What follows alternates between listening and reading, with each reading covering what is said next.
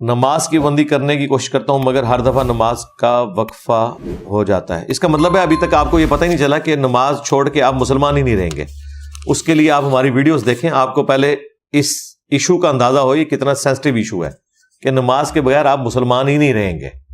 جب آپ کو یہ بات سمجھ آئے گی تو پھر آپ کو یہ فکر لگ جائے گی کہ میں کفر کی حالت میں دنیا سے نہ چلا جاؤں.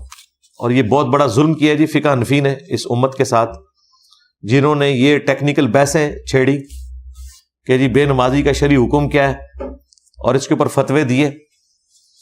اور یہ آپ کو دنیا میں جتنے بے نمازی نظر آ رہے ہیں اس کے پیچھے فقہ حنفی کے اور امام حنیفہ کے فتوے ہیں جنہوں نے تب آزمائی کی ہے. ادروائز قرآن و سنت بالکل واضح تھے کہ بے نمازی مسلمان ہے ہی نہیں ہے. مجھے بتائیں, جب ہم یہ کہتے ہیں بخاری مسلم کی حدیث کہ اسلام کی بنیاد 5 چیزوں کے اوپر ہے کہتے ہیں نا, تو اس میں پہلی چیز کیا ہے؟ کلمہ. اس کا مطلب ہے باقی 4 چیزیں بھی اسی لیول کی ہیں. کلمے کو تو ساروں نے سیریس لیا ہوا ہے. دوسری چیز تھی 5 وقت نماز قائم کرنا, اس کو کیجول لیا ہوا ہے. اور پوچھ رہے ہوتے ہیں اگر کوئی نماز نہ پڑھے تو کیا مسلمان ہے؟ جی جو کلمہ نہ پڑھے وہ مسلمان ہے؟ نہیں.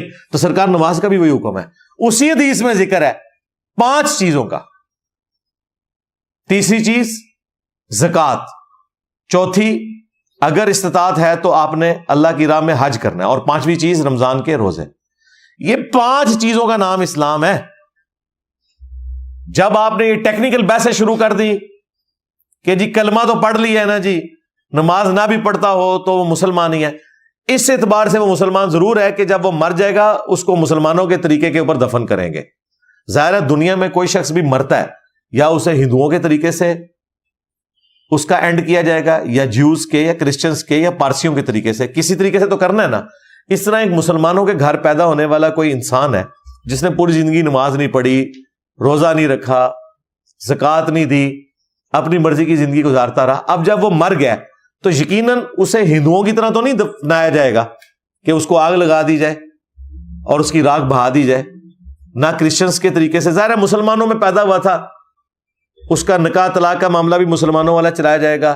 مر جائے گا تو مسلمانوں کی طرح جنازہ پڑھ کے دفنا دیں گے. یہ اس بات کا ثبوت نہیں کہ وہ مسلمان ہے. اس کے ساتھ ٹریڈیشنلی مسلمانوں والا سلوک کیا جائے گا. وہ تو واضح ہے کہ اسلام کی بنیاد 5 چیزوں پہ ہے.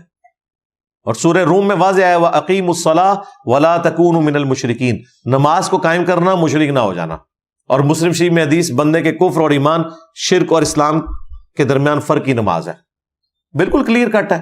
یہ سارا بیڑا غرق کیا ان فتووں نے جنہوں نے یہ ٹیکنیکل بحثیں چھیڑی کہ جی اگر کوئی بندہ نماز کو فرض مانتا ہو, پڑھے بے شک کوئی نہ, وہ مسلمان ہی ہوگا.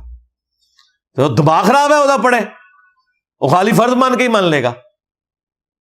یہ تو اسی طریقے سے ہے کہ کلمے کو وہ مانتا ہو, پڑھے بے شک کوئی نہ, مسلمان ہی ہوگا.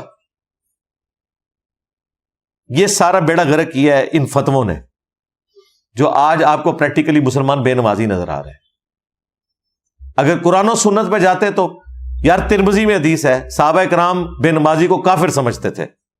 عبداللہ بن شقیق تابعی کہتے ہیں کہ صحابہ کرام صرف تارک الصلاۃ کی تکفیر کرتے تھے.